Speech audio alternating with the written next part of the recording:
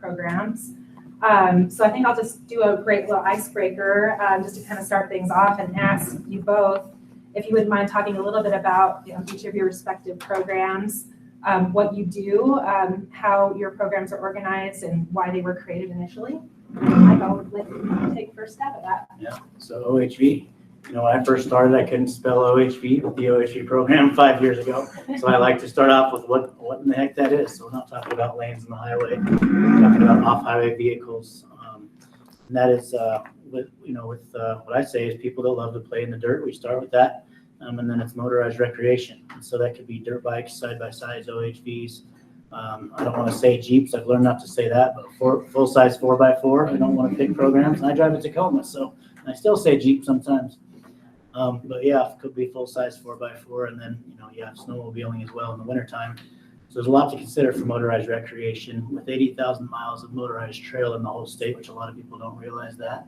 And some of us don't realize we're on them when we're going to and fro from our campsites, even when we're not motorized recreationalists. And so there's a lot to manage in that. There's a lot of area to manage. And then we have three full-time staff members with the OHV program based out of Salt Lake. So people look at me across the state and go, "You came from Salt Lake driving all this way?" And I said, "Yep, this is a short trip too, because it's only Logan. And we've done it overnight." So, but yeah, we get around the state. We've been told we get around. We've had that said before. And then with three full-time staff members, we rely a lot on volunteer service. Utah's #1 for volunteer service time and again. And I think a lot of underrated aspects of that are motorized recreation specifically, but of course all-encompassing recreation. And then and it looks like some of you I see with your coffee for this morning, or your energy drink, or whatever your jam is. A lot of times when I go and get my Rockstar, or maybe my unsweetened tea, depending on the mode and what I'm going to need that day, which I know you guys relate. People look at you and they kind of say, do you have fun with what you do? It's got to be pretty fun. Or how do I get involved with that? And I get to have a great answer and talking about what I do and getting to make a lot of partnerships. So a volunteer service is what we do, our OHV program. The two main aspects of what I do is coordinate volunteer service projects across the state, like we kind of mentioned there. We work with the Forest Service, the BLM, as many counties as we can do, because we believe in that local control aspect of it, especially when there's a need in the community. From restrooms to new trail system questions, we like to see those form into a project. If we can make a dream happen, then we'd love to be able to do that. Sometimes it's no, as you guys know, but a lot of times you try to make it a yes. So the volunteer service does that. So there's those volunteer service projects. We coordinated quite a bit over the last few years, but there's been a lot done before me, and a lot of different skill sets from the program with the leadership of Chris Haller and others that have really formulated that and reached out to the community and made these partnerships that it's my job to maintain, that I get to maintain. So service projects, and then we have our trail host program. And these are folk that typically start out as your normal OHV recreation enthusiasts that go and travel in different areas. Of course, in Utah, hey, we got all kinds of different terrain and all kinds of stuff we get to see within a short or a little bit of miles that we can see just from this building. We can see things out the window that are beautiful if you peek through. So there's all these OHV recreationists. They're looking for an opportunity to give back, but then they also have concerns, of course, because we love to address concerns. Sometimes things start out that way. With, hey, how do we educate these folk? How do we educate new riders? How do we refresh education with those riders that have continued to support the sport? How do we as a nonprofit group, because there's a bunch of nonprofit groups in the state that are just motorized rec that meet on a monthly basis at the very least, and like they do stuff with the Make-A-Wish Foundation. Utah ATV Association does that.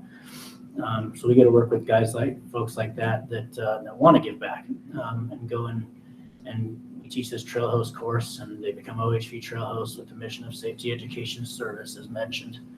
And they have a 3-hour course, and then they're able to go help the public, enhance the sport, increase the reputation of motorized recreation as a whole, which can be a thing that they're concerned about, and represent, the division and the program. So, of course, they learn a lot more than that, like ethics and things like that, depending on our partnerships at the time, and responsible trail use and safe trail use. So they carry those messages across the state for us, and that's our trail host program in a nutshell. Great. Awesome. And many more things. Awesome. Ian, I would love to learn more about the Cultural Site Stewardship Program, how it was created. Give us more details about that. Sure, yeah. Well, thank you. So I'm the Utah Cultural Site Stewardship Coordinator with the State Historic Preservation Office, which is out in the Division of History.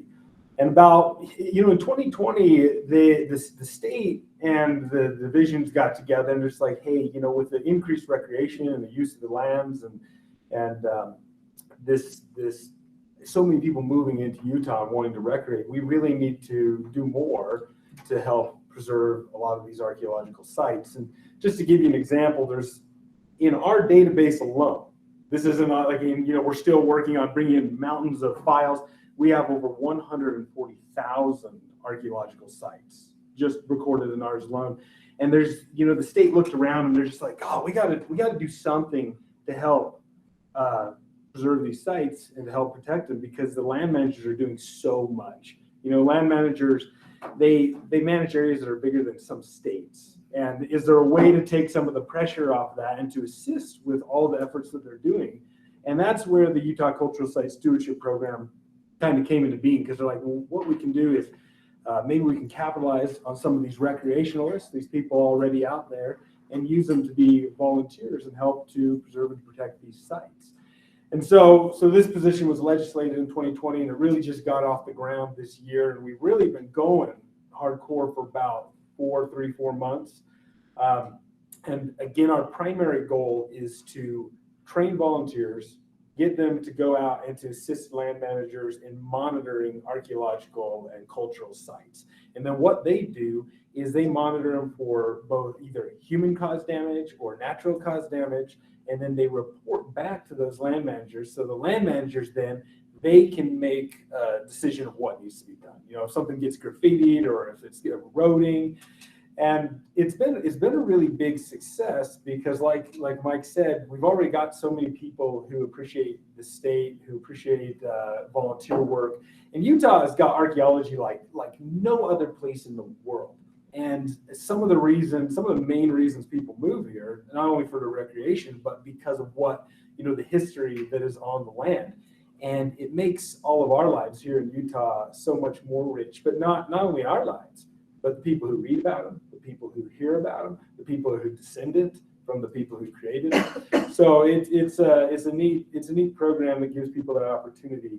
And that's kind of the program, in a nutshell, is volunteers go out to assist land managers by reporting on the health of archaeological and cultural sites. And in the case where people maybe come across or discover new areas or new sites that may not necessarily be on anyone's radar, is there a way for folks maybe to let you all know or let land managers know if that is the case? Does that ever happen? Yeah, and there's hundreds of thousands of archaeological sites, in Utah, and a lot of them, most of them are not recorded. And so our stewards are assigned specific sites, and they monitor those specifically, but a lot of times they do come across other sites. So like, hey, on my way to one site, I saw this site. So they can report that back, and then the land manager is at least aware that that's there. And then they can determine, is that something we want to record later? Or is this something that needs more attention, or do we just leave it alone? Great. Both of you touched a little bit upon volunteer recruitment, but I'm kind of curious for you to delve a little bit more into that. I think it's probably maybe a different approach for both of you.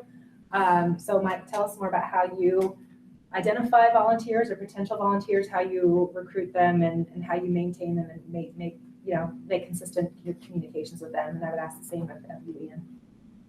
When I first got here, I have a tiny bit of a forest fire background, and so a little bit of that initial attack, mentality that I started out with when I first came, and I just thought, I'm going to have to motivate people to work out in the middle of nowhere for free, and and you get a lot of that too. Is okay, so you're a volunteer? No, I'm a volunteer coordinator. I am employed, yada yada yada. But yeah, I thought, heck, how hard am I going to push people, to give back and to their communities and spend all day in a trail system in their spare time on a Saturday when they could be picnicking, or if it's a drought year, we'd all rather be at whatever the latest craze is with raging waters or whatever it's called these days.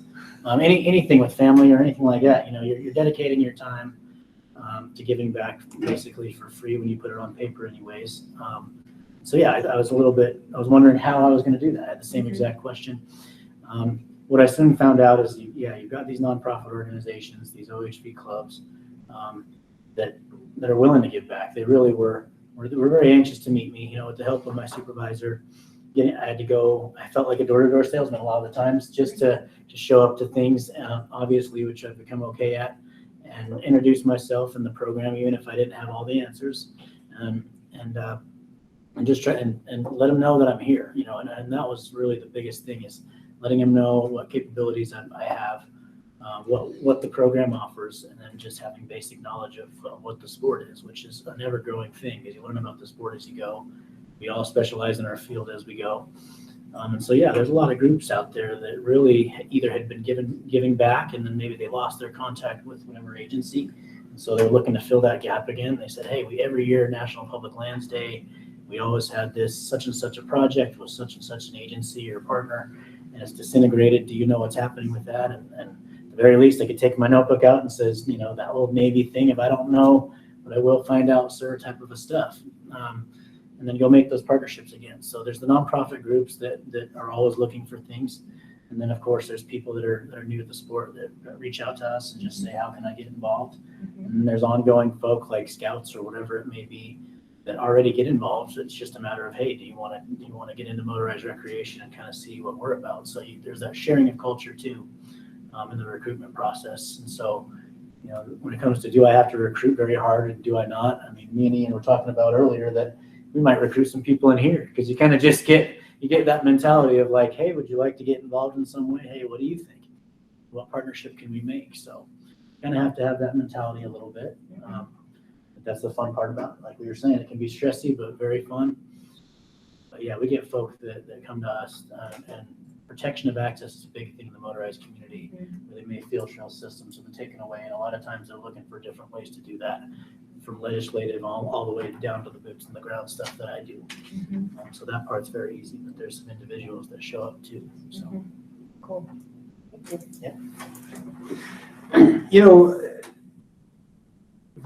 Volunteers been amazing with this program, and I mean, I've been blown away. They come from Colorado and Arizona and Utah and New Mexico and sleep in their cars to participate. And Matt sleeps in his car all the time, I know. And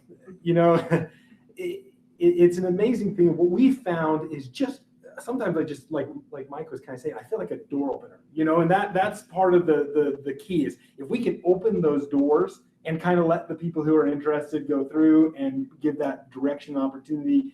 That's what most people are waiting for. Most people want to get back. They want to do this. They're already out there. And we found that out. We found, with the internet and social media, people know about these places. People are already out there. Let's capitalize on them and make them volunteers. And it makes them feel good. It helps out the state. It helps out the resource. And it helps out the land. And so, one of the things that we work really hard with to get these volunteers up and running is, of course, we have to have the permission of the land managers. And once we do that, we work with the stewards to understand their ability levels. Like, what is it that they're most interested in? What type of history? What type of areas are they interested in? What types of vehicles do they drive? How far are they willing to hike? And we match them with those sites. And being able to build that interest has really helped us to be able to gather stewards. Because when like, hey, I like Utah mining history in the West Desert, and I want to use my motorcycle. Okay, we can work with that. Great. You like horses? We've got sites you can only access with horses. You want a canoe? Perfect. So, or if you want a place by a bathroom that you just drive up to, we have those sites too. So it's, I think, working within their abilities, keeping that interest, this is a win-win all around. It's great. And I know that your program is new, Ian, so this might be maybe a tricky question, but I'm curious if either of you have noticed the pandemic and its effect on your programs. To what degree, Ian, that you can answer since you're 3 or 4 months in. We know that there's increased demand. Exponential increase in demand in the outdoors. And I'm curious if there's been a commensurate level of volunteer, spirit or stewardship or willingness to work to meet these demands from a volunteer management or stewardship perspective. Have either of you noticed any of those impacts? Good. I think the pandemic has actually been really good for the program, and for two reasons. One, people are looking for things to do, and another is I think a lot of people in Utah have taken a hard look around and gone, "Wow, we live in an awesome, awesome, awesome area," and they're feeling a little bit more protective of it. And then they've also seen a little more damage, as you go out, some of these sites that you kind of, you felt a little ownership with. This is my special little canyon. Is now everybody's special little canyon. And you want those areas to be protected. You want those areas to have people that have good outdoor recreation ethics utilizing them. And so we've seen a lot of people come to us for multiple reasons. Hey, we're bored. We need some more stuff to do. We love being outside. We want to increase our level of awesome outdoorsness. We want to have something more than just camping. We want to be out there camping with purpose. And then we've also had some people who have had some frustration because of the pandemic. Yeah. Yeah, the pandemic was an interesting thing, especially when I'm sure I can speak almost for Ian, is that different partners went about it different ways. You had rooms like this where it's like, nope, no meetings, no anything. You're not allowed to host any classes, or if you do, there's a limit, or if you do, there's, as you guys know, there's a form and a link with everything, and of some kind. And so, there's all these precautions that you had to take just to set stuff up and to gather. But I mean, fresh air, social distancing, there's no better setting than recreation. So a lot of it increased as far as our volunteer, participation, or at least willingness to, and definitely recreation as a whole. Sometimes it's not volunteering specific, but definitely recreation as a whole. Yeah, you have these people that are like, well, okay, we're going to help you maintain this trail, but don't tell many people about it because it's our special spot. It's like, okay, well, we'll help it, but not advertise it. I got you. But yeah, the hidey holes and stuff like that people have, and some of those gems that people have that they really go to appreciate, that they want to keep close. Same thing there, is that you get those discovered. I also don't speak for the private sector and machine sales necessarily, but I can say that those went up too, some machine sales, because people probably said, hey, I want to get farther, because there are those that say, hey, good thing. So no socialization, great for me. I want to get farther and faster away from people easily. So what a great way to have a side by side and accomplish that. So we see machine sales go up a little bit more too. But a lot of the proud part, as far as program wise, they kind of strengthened it because people need to get outdoors more. The whole getting outdoors more, getting distance more, and we got public land that can do that. And so 80,000 miles of motorized trail. You had a lot of questions of, hey, where the heck do I go? And a lot of times we were trying to sell those other places anyway, just to disperse use. So it kind of worked out from a program standpoint. But as far as, sometimes making new partnerships or whatever, and you're one company or organization uses Zoom and the other's using Google Meet, and then you have technical issues or whatever. So adapting to some of that was a little bit of a struggle, but recreation probably carried a lot of folk through and gave them an opportunity when other doors were shut. Great. So I'm curious from both of your perspectives, what successes you've had, maybe recent successes that you want to share, and maybe, on that same token, maybe some challenges that your programs have faced, and maybe you can speak to maybe some pros and cons, or ways that you think you're succeeding and ways that maybe you're challenged in running your programs. Sure. Yeah. So I'll kind of work backwards off that a little bit. As challenges, you've always got to get better, and that's the thing about the program is volunteers is a great positive realm to work in. When you're in volunteer management, you're working with a bunch of really cool people that like to go really cool places. So there is that. But then you get to sit back at your desk and you're like, what are our weaknesses? And when you hear from people sometimes about higher demand, just like any business, there's a supply and a demand that go with that. And some of the demand is a little more organization. Volunteer management as a whole, I've been to some great trainings with USERV a few years ago, and I'm glad I did. I did that really early on in volunteer management. But one of the things is volunteer tracking and consistency. That number that I like to boast, we've worked with about 500 people. Could I say that I've been in contact the whole time consistently, in the best way possible with those 500 folk? No, and I wish we haven't. We can evolve through social media and things like that.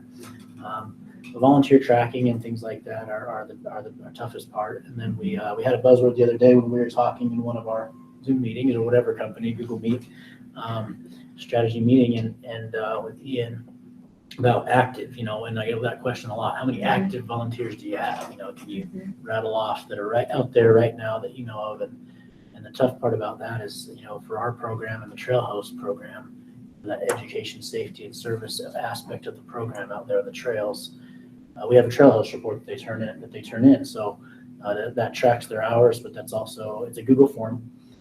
They go out there in the trail system, and it's statewide opportunities. So if they decide to camp in Moab for the weekend or up in Logan the next weekend, they can report on different findings they have throughout that trail system. And I like to say, hey, be a customer and let us know. This is almost your review, and say, what recommendations do you have? And so on that reporting system is how we track their hours as well. For any kind of credit or award systems that we have, we do a volunteer appreciation dinner. We try to have that annually. COVID threw that part off. Yeah. I can say that. That was one thing that was stopped a little bit. But yeah, so we have that for a tracking system, and then we also have your basic spreadsheet level looking tracking system that we have for volunteers. But it's tough to stay in touch with them and then provide that consistent service. It's a lot of it, especially with .gov, as you know, .gov, anything at .gov, it's tough to stay on top of those social media trends and those marketing and advertising. We kind of go, what is that? Sometimes we're slower at those. So we try to evolve into Facebook and stuff like that with Facebook groups. We have our Instagram going like barely this year because that's going to be kind of the future, whether we understand it and I understand it or use it or not. It's still what's going to be the future, and so we try to advertise projects through that so we can get people. But you have different ways of recruitment, I would say, just to sum it up. Different levels of recruitment, I would say, and then that organization and consistency of volunteers you recruited for active volunteers. That's a tough one. So.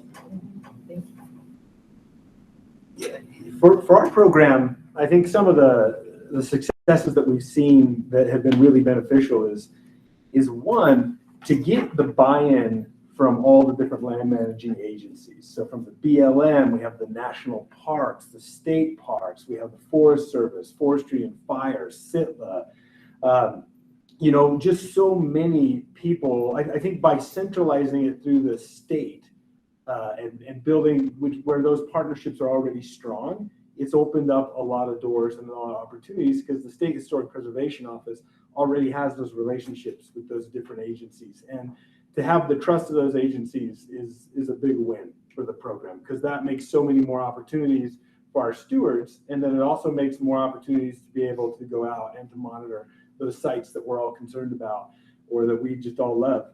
So that's a big one. And centralizing the program is kind of a big deal because, this isn't the first stewardship effort, that's been made by any means. And there's been some successful ones in the state, different independent nonprofits or land managing field offices have had some really great stewardship programs going on. And then other times, what we've seen is maybe there was a really successful program going on in one area, but if that person retires or moves on, then it's like, what happens with that program? And those stewards are maybe in limbo for a little while.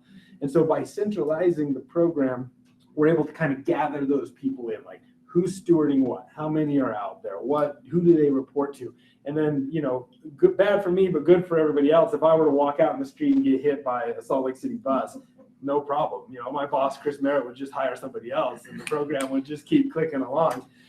Which is really good. You gotta find somebody to wear the suit as well, though, so that'd be a tough one. Probably try to tap Mike here, but so it would be that's really nice because for volunteers, if any of you, I'm sure you all are volunteers on something, it's really important to have that consistency and that leadership and somebody you can reach out to.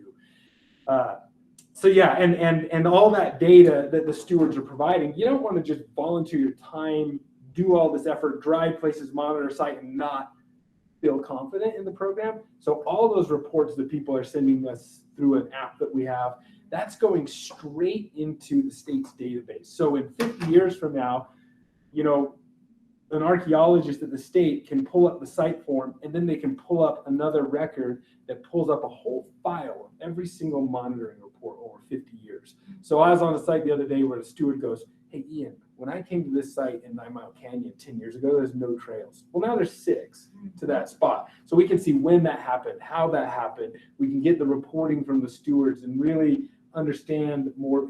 Can you imagine? What if we have that same data for the last 50 years. Yeah, it'd be really cool. And I would say one of the challenges that we've had is, we especially start a new program, you're like, oh, we should do this, and this, like simplifying and kind of focusing in on a couple things and getting it going, and then, pulling in another thing occasionally. And we've been pretty good at it, but every now and then you kind of have to stop and say, why am I doing this? I don't think I'll do this today. We got to kind of focus here. Yeah. Tell me more about the app that you use. Like, tell me from if a volunteer goes to a site, what sort of questions are they asked? Like, what's that experience like? What type of information are they providing to you? Yeah, our app is kind of the secret sauce for not secret as we can't tell by anybody, but it's like in fact, you can all, it's the state, so you can go, I'll give you the code right now. But it's really cool because it's simple. And apps, when I hear apps, I'm like, everyone's got an app, but this if you want to steward with this, the state's program uses this app, and it's like the Salesforce for archaeology. It's a huge program that we use. It's our GIS, Survey 123. And what it does is the steward, we even made it so simple. Like every steward has a number, like mine's UCSS 88, and then your password, and you're in. It's super easy. You go in, and all it does is say is like, what's your name? What's your site? How many people are on the site? And then it goes through criteria of change. Like, say if the site, you say, is the site been damaged? It goes, has it been vandalized? Is there wood cutting? Is there digging? Has there been looting? Is there graffiti? Is there erosion? And if it is, they just do a drop-down menu, and they can say more, less, increase, significant increase, which means call me, call the land managers, call the cops, whatever they need to do. And we train them on that, because sometimes they come up on active looting and they're trained to just back up. If they can sneak a sneaky photo of a license plate or something without putting themselves in jeopardy, then we get them in contact with the land manager, also the law enforcement. But that app is cool because they can take photos. They can get overview photos. So we have them trained to do 5 overview photos from the same spot every time. And so we can see that change over time. And then they can put in some comments. And just to give you an example, we were at a site the other day where it's totally public, no problem. But we noticed like every Girl Scout camp in St. George had decided that that's the place they're going to go, which is not a problem. But the land manager wanted to be aware of that. So maybe they could put up a fence, around it, or maybe cattle are getting in somewhere, and they get that immediately. Like, okay, we need to do something about it. Very cool. It's really interesting. This is sort of a feel-good question for both of you, but I would just love to get your experience on, how you've experienced when recreators, perhaps maybe even some of those that are visitors, when they do get involved and take care of the places where they play and they enjoy the outdoors. What do they, what do you feel that they get out of it, and what do you think that connection between the recreator and this service opportunity does for their experience in the outdoors in Utah?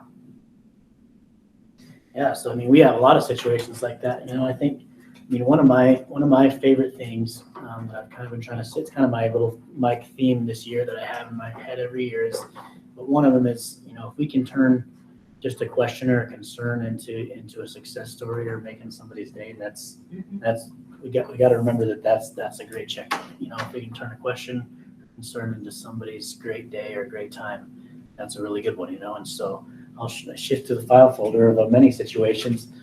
But we had, for an example, because safety is always an aspect of it first and foremost, and just like Ian's training, exact same items. Getting trained and interacting with the public and being safe. And hey, you're not a law enforcement officer, so you don't have to go up to people and start engaging if there's an unsafe situation. But you have safety as the first main item, and it can be an unsafe sport at times. And so one group and one individual from that group, one president of a club, approached me, and they were at 5 Mile, and they were saying, hey, we're driving around with my family, and I thought to myself, he goes, yeah, Mike, I thought to myself, what do we do about mine safety? What do we do with all these open mine shafts or education? Because I feel like if people especially don't know the area, they could get hurt out here or something like that, because there's a lot of active mine sites out there, or a lot of mine sites out there historically. And so, yeah, I kind of had to brainstorm, and I said, what am I doing? Go back to partnership. I was like, what am I doing? We have the Division of Oil, Gas, and Mining right down the right a few steps away from my office. Division of Oil, Gas, Mining. So we'll hone in on that mining thing. I'll march down there and I'll just find a contact there, find Ian or Mike from that area, see if they have anything, and then and they said, yeah, they'd be more than willing to actually get some history of the area. So people love history. They love history. They love archaeology in our world. They love everything everybody else does. They can ride to a site, that's pretty fun, but if they can see something at a site that's special, that's great, or get educated or whatever, or find a map. So they like those facilities. The Division of Oil, Gas, and Mining was willing to provide history of the area for a kiosk that I wanted to build, and we said we'd fund part of it. They said they'd fund part of it. And that was a place, there's a parking lot that's a 5 mile, that was a great location for that. And the club said, yes, of course, just having worked with the program before, we'll be the ones to assemble the whole thing, and work with you on some of those bullet items from both programs. So that was a partnership between a nonprofit, between the OHV program and Division of Oil, Gas, and Mining that came together, and all off of a family outing already. And so a lot of those things do make folk happy because, okay, so yes, it was a long day in the hot sun putting together a kiosk, and it is helping a lot of different people. But that was a little bit worky, right? Mm-hmm. But they get to drive back there every time and say I did that. Mm-hmm. They say I helped put that sign in. Our club's name is on it, and so we love seeing those things like that. So of course, giving back over and over on a project every year or something like that that's a little non-tangible can be a great thing. But when you put something in the ground like that, it kind of symbolizes, not only giving back, but just the fun and the results you can have, protection of access you can have, a very family-oriented sport, to put somebody's name on. So, but that's just one example, I would say, that people get out of it. Yeah, great. One of the kind of feel-goodiest things, that's a word, that we've seen with this program is He wrote it down. He wrote it I down. wrote it down. I'll spell it later. Is the diversity of the program and the stewards involved. Because when we think of land recreation, we all have our kind of views on what that is. Everybody, and we tend to maybe not like the people who don't recreate the same way that we recreate. And kind of to give you an example, if you come to a stewardship anything, you'll see the folks who shop at Cabela's and you'll see the folks who shop at Archaeologists. We all play nice. We all play nice with one another, and we don't care. We don't care if you use motorcycles. We don't care if you canoe. We don't care if you hike. We don't care what club you are involved in. One thing that I've learned that is just, like anybody can argue with me, but I would never believe it. Everyone, just be, somebody who likes to do the bike trails in Park City, or somebody who ranches cows down in southern Utah, they each have an appreciation for the land. It may be a little bit different, but their recreation and their appreciation for it, and also the archaeological and cultural sites within it, that's what matters to us. And if they want to help be part of part of preserving those and part of it, and we've seen that, we've got oil truck drivers who stop and monitor sites. We have people that are, members of SUA that monitor sites. It doesn't matter, as long as they're willing to, and that's really cool to see people kind of putting down whatever their differences and coming together for those reasons. It's really cool. It's great to see. I think we're at the time where it's time for questions. Is that right, Adia? Okay, I have more, but I don't want to be greedy, so I want to turn it to the audience, or do we have questions on Zoom? I will just say, if you do have questions virtually, start typing them into the chat. I'll keep an eye on those, and then we'll open it up. Great. Do you have any questions for amazing panelists? No, go ahead. So I publish a magazine, Discovery Utah Kids, and I like to promote family-friendly things. Do you guys have opportunities that are specific for, like, say, a family coming in and volunteering versus, just adults? Yeah. So motorized recreation. There's always this family that show up, and that's one of the things when you have just a basic trash cleanup. Sometimes on paper that seems like just a basic, okay, pick up trash, but it can yield 2,000 pounds of trash and make a difference in every year in an area, which does happen. And there's not really any age restrictions. The kids don't have No, to be. it can be a family that comes out, obviously with supervision. Okay. But I love that you asked that. So what I said before, talking about when we get questions, which you just got one, related to those things, and how can I get my son or daughter or whatever it is, or my family, from a family aspect, involved in the sport. I could kind of tack them onto what I do a little bit and kind of bring that in, kind of add it to ongoing themes. But we have a youth education specialist. I won't put her on the spot. She's a great employee of mine. She works for me, but she's a great addition to the program. I mean, and so we've added that. We've since added that in the last few months to get more families and youth education and involvement and any random questions with that demographic involved in the sport. And so that is something that I can positively say that the program will see a little bit better of and a little bit more of. But it could be a lot of the things that we already have going on, but a little more specific. We talked about having youth rides and things like that. Ian and I talked about some archaeological interpretive type rides that kind of mix some things like that. Obviously, there's scouts and stuff like that we've done where they have an Eagle project. But yeah, there's plenty of room for family-oriented items in our ongoing things. But we'll get better, and I can positively say that you'll see a lot more specific to that. Yeah, please do. See how I can help. I'll point to her over Is here this is so that you can. I will introduce myself after. Yeah, make sure you do that. So I hope that answers a little bit of the question. Follow up to that question. So in California, where I'm from, there's the Tahoe Rim Trail has a really awesome program. And I wanted to ask if you guys have ever heard of it, where they once a year, families, single adults, just anybody comes, they host a camp, kind of like a Tahoe Rim Trail work camp. And people just come, they show up, you bring your tents, they provide breakfast and dinner, and then during the day, they just take us up on the trail, sometimes some in fairly remote places, and we were working on the trail, improving the trail where there's been erosion. Anyway, it's like a 3 or 4 day weekend thing. It's really a lot of fun. I'll go last. Oh, no, you're fine. We some of our best stewards are families and with their kids. And they, a lot of times, especially with COVID, they've been using it as kind of an education opportunity. So we've been working to find them a site that is something with the curriculum that they're studying.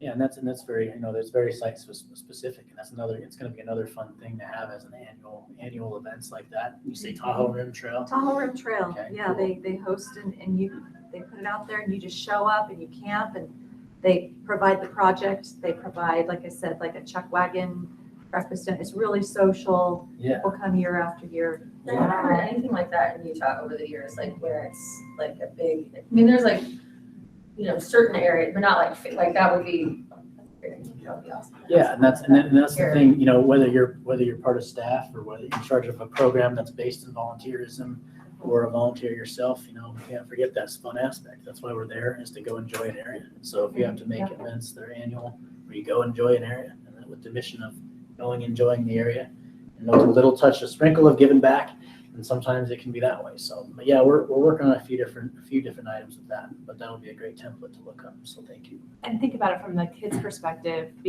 having these memories and then fostering that sense of stewardship. Connection with the land. Connection with the land from such an early age is so profound and really has such long-term benefits. So it's a really great question. And we need it for the next generation to preserve our amazing state. Yeah, absolutely. Matt, right? Yeah. You had a question. You talked about diversity with different people enjoying recreation, but on the other side of diversity, are you working with tribes? Or are you trying to increase diversity in your programs, reaching out to diverse groups as well? How can you guys speak to that aspect? Mind if I jump in? Yeah, and that's a big one, because when you think about it, we're all descendant communities of something, right? We've all got something that that our ancestors helped build or helped create. And in Utah, there's a lot of that, and including, everything from tribes to Chinese railroad workers to Mormon pioneers. And so we have been reaching out to tribes, and we've had some really good conversations there as well. And then also one really cool success that we just recently had is we did an excavation out on the Transcontinental Railroad, which, by the way, is a sweet site, the Transcontinental Railroad, to have that. And we actually had the Chinese railroad worker descendant community that was out there with us, and that's a big deal. And we excavated one of the only Chinese railroad worker site dugouts that we know that has ever been excavated. And anytime you can bring in a descendant community to help with that, and you got to keep in mind too that everybody has a different concept of what stewardship means. You know, whether you're with a tribe or whether you're, just arrived in Utah, everybody's concept is a little bit differently. And that's one of the things that we work very carefully to navigate, to respect all those different ideas. Because a lot of the tribes, if not all of them, are already stewarding their sites. They've already got a system in play or something that they're doing. And then a lot of the ranchers and people who started farming different valleys and came in with the pioneer wagon trains, they have a concept of what stewardship means to them as well. And so being able to bring those parties in is what makes the program successful. And you can see those gaps. When you don't have that, there's a gap, and it's tough. Yeah, thanks, Matt. Thank you. Any other questions? Do we have any questions on? Oh, go ahead. Hey, Mike, Nate Thomas with the BLM. Just a question on vision and capacity. Maybe speak on how many stewards you have and maybe where you would like to see that be, or maybe how many projects or volunteers, maybe Mike, and where you see that in 5-10 years. Sure, thanks. Hi, Nate. So right now we know of 195 stewards statewide that work with our program. And that's including the new ones that we've trained and the ones that we've kind of gathered in from other programs. We know that 151 now are active. 151, we have their records, we have the data, we know their sites, we know where they steward. Then we know within that group, we have about 103 that are active, that we know for sure that are active. And you're going, well, how do you not know all these numbers? Remember, we're still pulling in from other programs and trying to collect in that data. So 103, we've got actively stewarding. We'd like to see 200 by next year. And then once we get much more past that level, one thing we're putting into play right now is we're going to have to set up regional coordinators where they work with groups of people throughout the state, and then they report up through the SHPO. And that'll make it possible, or else we'll start dropping balls if we don't get those in place. Yeah, and echo the same thing on the output. We have about 200 that are so active. I'll just go trail host and not necessarily service project, because service projects can sometimes just be, you see them one time for a few hours. But consistently with the trail host program, you've got about 150, 200 active. And then, there's those that keep in touch. There's those that don't. There's those that you try to reach out to, and those that don't. So the struggle is same across the board as far as that. But the same thing with the regional type of a concept for those trail host trainings, or those OHV trail host trainings. We're working on kind of we're strong believers in train the trainer type of programs where, we have a very large, we got 80,000 miles of motorized trail across the state, 29 counties, not all of them motorized opportunity or whatever, but there's quite a lot of ground to cover already. And as the program evolves, we want to have what's just called the Trail Host 2. And we have a Trail Host 2 program that was developed by an intern. We have a great internship program through a couple of different institutions. But we want to expand on that a little bit and give these, whether it's one individual from each club, the capability to teach the course, or a regional setup. We're kind of working on that too. We'd like to see that more than double, especially in 10 years. We'd love to be able to have the clubs be able to market the Trail Host program too and take part in that, so that we don't constantly there's always one thing we get. You always feel like you have multiple classes, but you're a C student in each sometimes in land management. I know I'm not alone in that. I see some head nodding, which is positive. So we're looking at kind of empowering those clubs, those communities, those counties with some of our training aspects of the program, but specifically Trail Host. Okay. Go ahead, Mom. So I am a mountain biker, and I would love to see something like what the OHV program has in like the non-motorized recreation. And I know that there are certain areas of the state that have it, but working with different land agencies and training people, I feel like that is a big ask. And I'm wondering if there's any, from the state level, if there's any crossover consideration saying this works for the OHV community, this is what we have for the trail host for education, and is there some kind of way to cross over to, and I may not be asking the right people, but to the non-motorized, because it's all stewardship and it's all taking care of the land, it's just a different, user group. Yeah, yeah. I mean, does it kind of go across the boards a little bit and encompass more of that umbrella of recreation? But yeah, first of all, I mean, some of those motorized trails, I end up saying that so that people don't think I might be the contact, so I make sure not to do that. But with those motorized trails, there's multi-use. We strongly believe in multi-use, and that's another thing that people don't realize. And so it's a group effort, So we've had a couple mountain bikers in my class. They said, "Hey, I'm just a mountain biker that likes to give back. Don't know what this is, but I'm here to learn stuff." And okay, and we have that going on. But yeah, there may be pre-existing organizations. I'm not sure what part of the state you frequent or There not. is like in different pockets, Yeah, so but not like yeah, something throughout the state. And that's interesting that you say, I as a mountain biker wouldn't think about coming to your program and getting, but I don't know why I wouldn't think that. So now that you say that other people have done that, I mean, that kind of makes sense because it's, it's information. It's, I really just want to be a good steward to the land. And I see there being, just in the mountain biking community, just a lot of people not really knowing trail etiquette or, what stewardship means and yeah, and that's the beauty of it is that, ethics and taking care of the land and protecting access and enjoying the sport, especially, I was going to end on that enjoyment part, right? But that's across the board. That's an umbrella thing of recreation, so we're all doing the same thing.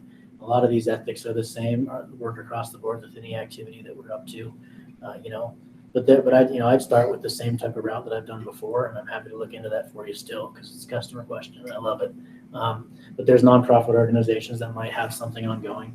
I've also something that the advantage I've had to go across the state is you have those land management agencies like Salt Lake Ranger District or someone like that have quarterly stakeholder engagement meetings. Where they talk about the different struggles in the trail systems. They provide the public of different stakeholders updates, on where they're at with this trail system, what's closed, what they can look out for, volunteer projects that they have, stuff that their trail crew's working on. They usually have a couple of different members of staff present on some of the issues. And that's usually a good place to start because that's where you see people show up like backcountry horsemen, that are kind of a nonprofit group that goes and does stuff, counterpart to some of the other groups. So that's a good place to start too, of just seeing what issues and what these federal agencies or other agencies are prioritizing as projects and starting from there. So there's a couple of routes to do it. Yeah. So happy to work through it with you. Okay, thank you. Do we have any Zoom questions? Okay, so should we do one more question? Okay, go ahead. So I'm just curious with some of your education programs, is there a portion of that is kind of user etiquette to try and avoid some of those user conflicts that I'm sure come up pretty often? Yeah. Sure. Sorry. Whoever you want, More towards whoever you OHVs want. and stuff, yeah. I can talk by now. So maybe if you needed a break, I wasn't sure. So trying to be respectful. That's a big part of it. And something that I was going to mention is that I always tell our trail hosts, they're issued like a yellow vest when they're done and a magnet on the side of the vehicle. And then, of course, I was told that, hey, our ATVs aren't metal, so you got to have a sticker and a decal. I was like, yep, program manager, right? You're like, yep, mistake. So I'll order those. But, they have an identifying mark. And one of the things I tell them is, be ready to be an information desk when you're out there because you will have mountain bikers still come ask you, what trail should I use? And you'll kind of be that frontline person that can kind of ask some of those questions. And then the big part of that is, yes, so there's user conflict.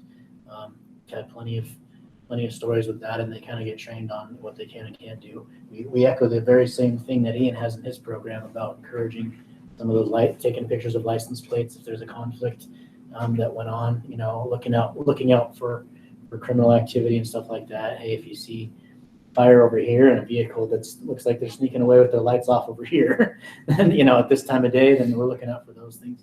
The conflict is a big part of that, especially with multi-use and those ethics with slowing down, preventative measures with conflicts for one thing, and also direct contact, but preventative measures like slowing down, pulling over, hopefully even turning off your machine when a horse goes by.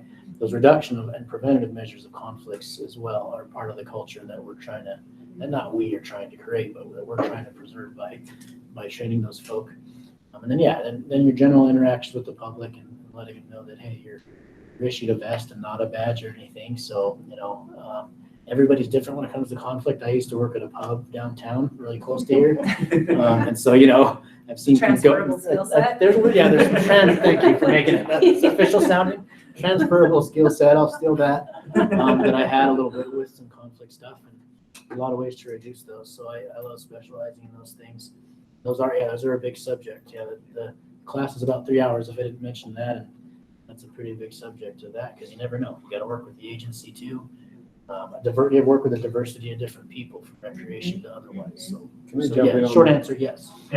Awesome, thanks. To piggyback on what, you know, Mike was saying, we have a lot of volunteers who use OHVs too, and, you know, teaching them those site ethics and again, how to approach a site, what not to do with your OHV is a big part of it, and then how to just be a good user as you go along out there and to avoid that. So yeah, it's something I think that's really ingrained in all of our trainings.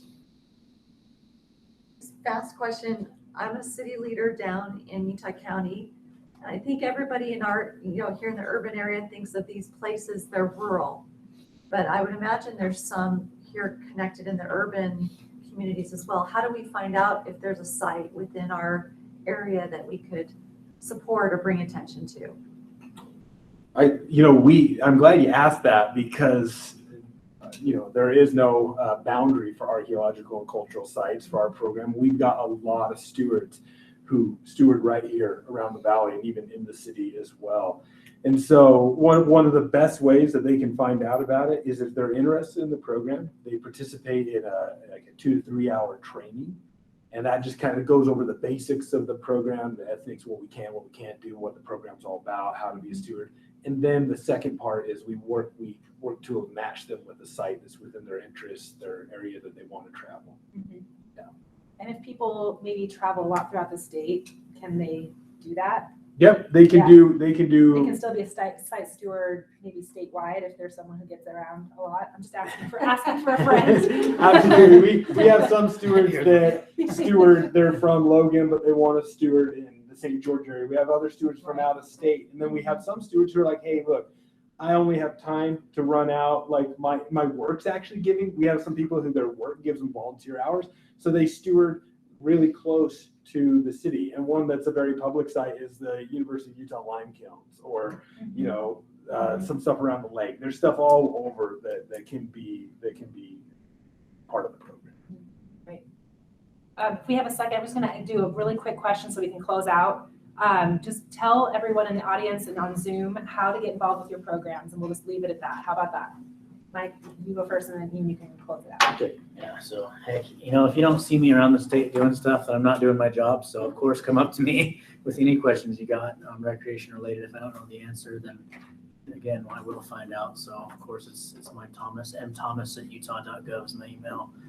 We have an Instagram site up if that's your jam, like the kids say. If you need the deets on the Instagram, we can do that. I promised some of my staff I wouldn't say that again, but I'm going to do it. But we have at Utah at UTOHV program, and then you can look us up on Utah State Parks Off-Highway Vehicle Program on Facebook. And then our website is ohv.utah.gov, and that'll have anything. They're very general, anything from educational opportunities to trainings that we might do. Events that we have going on, and things like that. And then, of course, maps. Everybody wants maps of where to go and how to start out. That's where maps are from other agencies, our agency, and counties and things like that. So we have all that there. So I think I nailed everything. We have a Twitter too, but I'm gonna end on a high note on that. Good job. Does that help you? Yeah.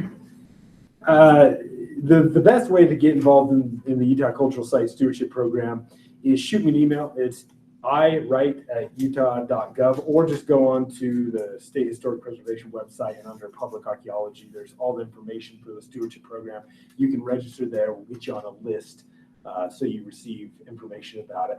But I'm also going to hit, Instagram. That's where it's at these days. I mean, if you want to find out what we're doing in real time, check it out on Instagram. And we have it's Utah Shippo, and with no I in Shippo, by the way. So yeah, those are the best ways to get a hold of us. And it's a great community, so please be part of it. Love to have you.